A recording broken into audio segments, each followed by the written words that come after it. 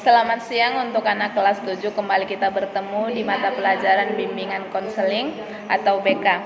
Baiklah, hari ini kita akan membahas tentang cita-cita karirku. Tapi sebelum kita masuk ke cita-cita karirku, anak-anak jangan lupa materi kita yang minggu lalu, yaitu tentang bagaimana belajar di sekolah yang baru. Kemarin sudah kita bahas bagaimana cara belajar yang baik di sekolah yang baru, bagaimana untuk mencapai tujuan ketika kita memasuki sekolah baru. Baiklah, sekarang kita bahas kembali ke materi kita, yaitu cita-cita karirku. Apa sih tujuan kita? Mengapa kita harus mempelajari yang namanya cita-cita karirku? Tujuan kita mempelajari itu adalah agar kita dapat memahami pentingnya cita-cita karir di masa depan, ya. Dan kita dapat mengetahui bagaimana cara menggapai cita-cita tersebut sebagai suatu semangat hidup dalam hidup kita, agar kita dapat meraih sukses di masa yang akan datang, ya. Itu tujuan mengapa kita harus belajar cita-cita karirku. Cita-cita itu adalah sesuatu yang menentukan arah dan tindakan kita, ya. Sebab tanpa kita memiliki yang namanya cita-cita, kita hanya berputar-putar tanpa tahu harus kemana arah kita. Sekalipun kita memiliki yang namanya ide dan kesempatan yang besar, cepat atau lambat masa depan pasti akan datang menghampiri kita, ya. Masa depan akan datang menghampiri kita. Dan setiap orang tidak boleh membiarkan masa depan itu datang atau terjadi begitu saja tanpa memiliki hasil yang maksimal dalam hidup kita. Jadi, milikilah cita-cita selagi kita masih memiliki yang namanya kesempatan.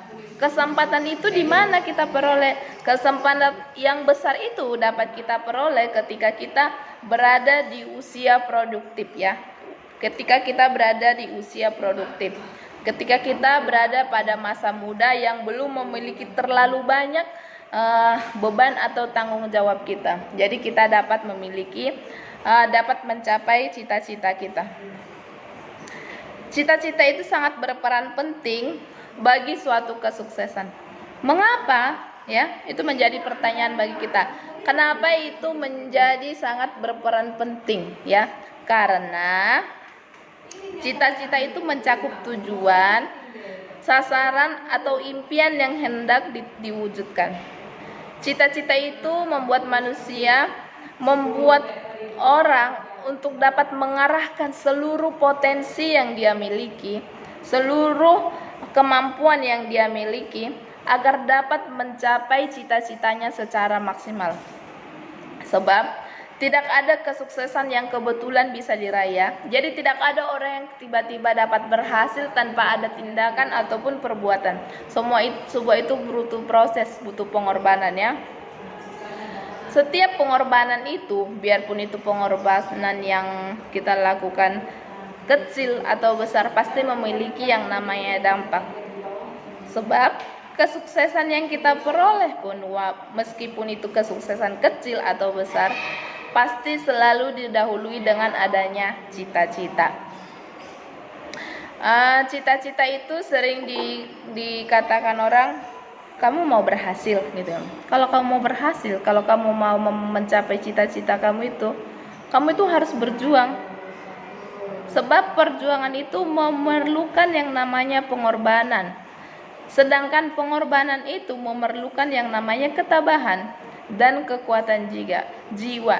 Jadi, jika kamu memiliki cita-cita, berjuanglah. Rela berkorban atau tidak takut mengambil yang namanya suatu keputusan. Sebab itu adalah yang kita perlukan ketika kita akan mencapai cita-cita kita. Cita-cita itu ketika kita kecil itu seperti mimpi, ya, seperti bayangan yang ada dalam pikiran kita. Ketika kita kecil, kita memiliki bayangan yang namanya nanti aku besar seperti ini, gitu.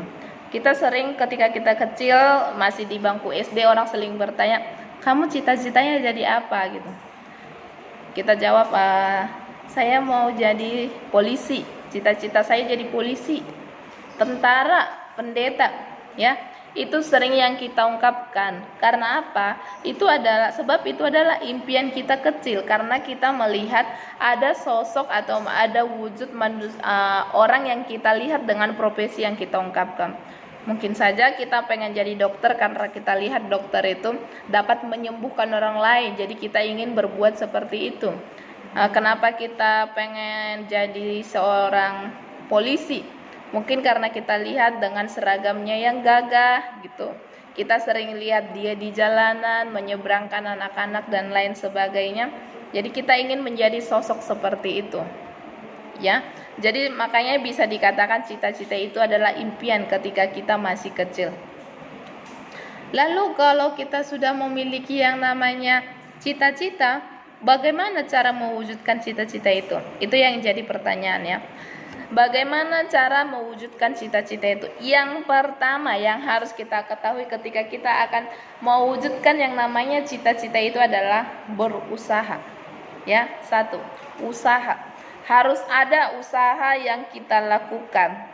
Harus ada tindakan yang kita lakukan agar cita-cita itu dapat kita capai.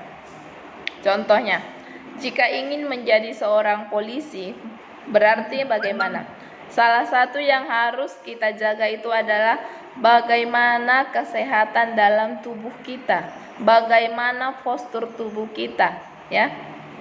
Kalau laki-laki biasanya tidak bisa merokok, berarti paru-parunya dicek kesehatannya bagaimana, apakah dia pernah merokok, itu kan dicek. Jadi jika kita memiliki cita-cita itu, berusahalah untuk tidak mengkonsumsi rokok agar cita-cita itu dapat tercapai.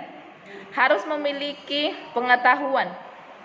Jika ingin menjadi seorang dokter, kita harus banyak memiliki pengetahuan. Kita harus lebih dari teman kita. Ya, itu syarat menjadi seorang dokter.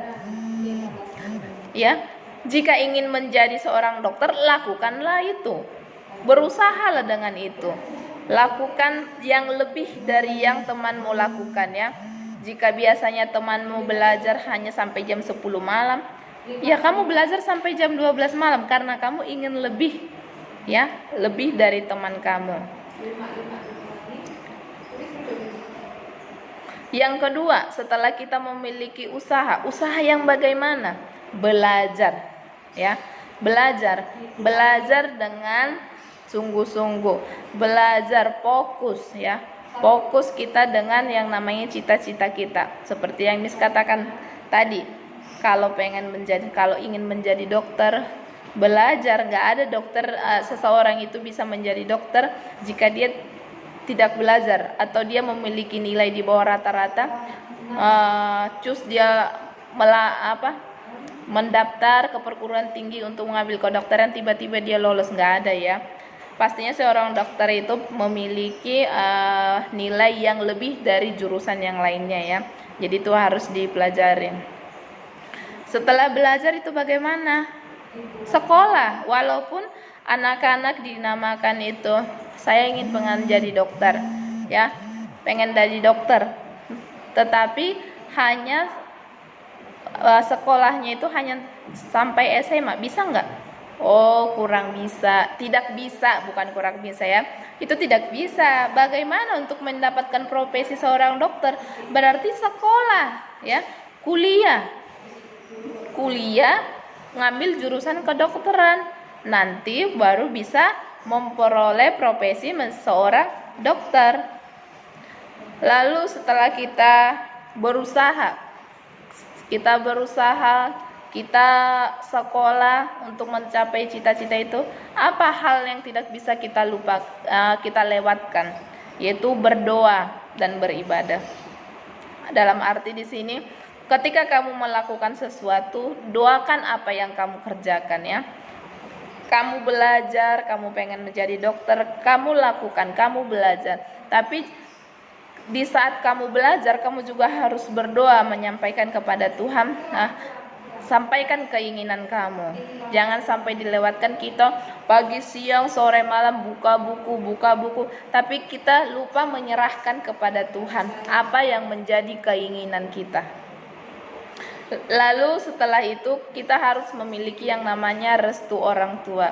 Apapun itu yang kita inginkan, apapun cita-cita itu, semuanya harus melalui restu orang tua. Ya, sebab ada pepatah yang mengatakan surga ada di bawah telapak kaki ibu atau di bawah telapak kaki ayah, ya. Jadi apapun itu yang kita cita-citakan, mintalah restu sama orang tua. Bicarakan ke orang tua apa yang menjadi cita-cita kita agar orang tua dapat memberikan jalan kepada kita untuk memperoleh cita-cita itu. Ketika kita sudah melakukan berbagai usaha tersebut, tidak serta-merta semuanya akan berjalan lurus, tetapi pastinya memiliki beberapa faktor penghambat ketika akan memperoleh cita-cita itu. Satu, kita kurang pintar di sekolah. Padahal seperti yang kita ketahui, contohnya kalau mau ngambil profesi kedokteran, kita harus memiliki di atas rata-rata, nilai rata-rata, ya. Yang kedua, kemiskinan. Kita pasti tahu untuk mengambil profesi seorang dokter itu, untuk kuliah kedokteran itu memerlukan biaya yang lebih, ya. Biaya yang lebih banyak dibandingkan kita mengambil kuliah jurusan yang lain, ya. Dibandingkan jurusan kedokteran masih banyak yang di bawah biayanya, ya. Maksudnya yang lebih sedikit biayanya dibandingkan jurusan kedokteran. Jadi terkadang kenapa banyak orang tidak menjadi seorang dokter, maksudnya cita-cita dia ketika kecil dia pengen jadi dokter tapi tidak tercapai, karena apa? Karena kemiskinan, karena kurangnya biaya. Karena tidak bisa dipungkiri untuk menjadi seorang dokter itu membutuhkan biaya yang besar juga. Selanjutnya apa? Faktor cacat bawaan sejak lahir, gitu, ya. Kita itu beberapa hambatan yang tidak bisa kita hindari, yaitu ketika kita akan, contohnya profesi polisi atau tentara itu memerlukan fisik yang sempurna. Tetapi ketika kita lahir, kita memiliki kekurangan atau yang kita memiliki yang namanya cacat fisik, itu kita tidak bisa hindari, ya. Jadi kita tidak bisa mewujudkan cita-cita kita menjadi seorang polisi atau tentara karena kita memiliki fisik yang kurang sempurna. Tetapi itu jangan lupa anak-anak bahwa ketika kita memiliki yang namanya cacat fisik, jangan itu dijadikan alasan untuk berhenti berjuang. Masih banyak cara untuk memperoleh cita-cita kita itu. Pasti anak-anak pernah lihat seseorang yang tidak memiliki kaki yang sempurna, tetapi dia bisa menjadi juara lari. Karena apa? Ya, karena apa? Dia memiliki semangat lebih.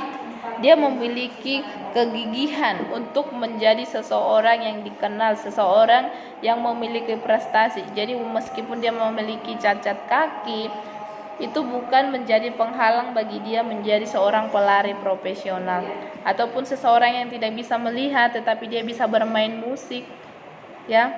Jadi apapun itu kekurangan yang kita miliki, jangan buat itu menjadi suatu penghambat untuk meraih cita-cita, sebab banyak cara untuk memperoleh cita-cita.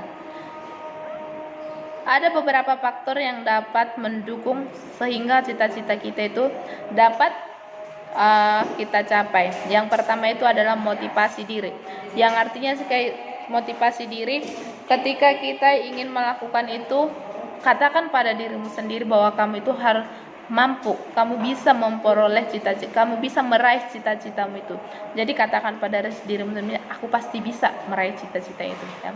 Yang kedua itu adalah dukungan penuh dari kedua orang tua dan keluarga. Kembali lagi yang Miss bahas, apapun yang menjadi cita-cita kita, obrolkan sama orang tua, ungkapkan, sehingga orang tua dapat memberikan jalan kepada kita. Lalu pengetahuan dan wawasan yang kamu miliki. Jadi harus memiliki juga kembali pengetahuan, wawasan itu hal yang sangat penting untuk memperoleh cita-cita.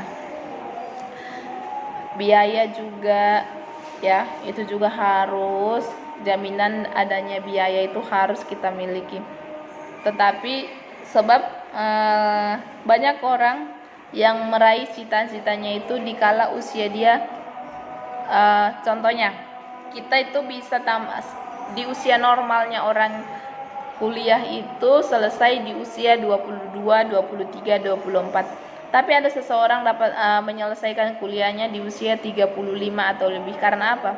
Karena kurangnya dia biaya. Tetapi itu tidak menyulitkan dia untuk dapat meraih pendidikannya itu, ya. Walaupun biaya dia kurang, dia memilih beberapa alternatif atau jalan. Dia bekerja dulu, ya. Dia menabung, setelah biayanya dia berpikir sudah cukup, baru dia mengambil pendidikan di perguruan tinggi. Karena apa? Dia tidak ingin cita-citanya lepas begitu saja. Jadi pesan dari Miss ketika kita sudah mempelajari ini adalah wujudkanlah segala impian dan cita-citamu agar kamu pun juga berguna bagi orang lain, ya. Wujudkanlah segala impian dan cita-citamu agar kamu pun juga bisa berguna bagi orang lain. Sebab jika kita tidak memiliki cita-cita, kita sangat sulit berguna bagi orang lain. Kita sangat sulit berdampak bagi orang lain, ya. Baiklah, sekian untuk untuk pembelajaran kita bimbingan konseling. Penugasan yang Miss berikan yaitu tuliskanlah apa yang pertama, tuliskanlah apa cita-citamu. Yang kedua, mengapa kamu memilih cita-cita itu, alasan kamu memilih cita-cita itu. Dan soal yang ketiga, bagaimana caramu atau apa saja yang sudah kamu lakukan agar cita-citamu dapat tercapai, ya. Miss ulangi. Yang pertama, tuliskan apa cita-citamu. Yang kedua, alasan kamu memilih cita-citamu itu. Dan yang ketiga itu, hal apa saja yang sudah kamu lakukan agar cita-citamu itu dapat tercapai. Sekian pembelajaran dari Miss Lita. Selamat mengerjakan. Tuhan Yesus memberkati.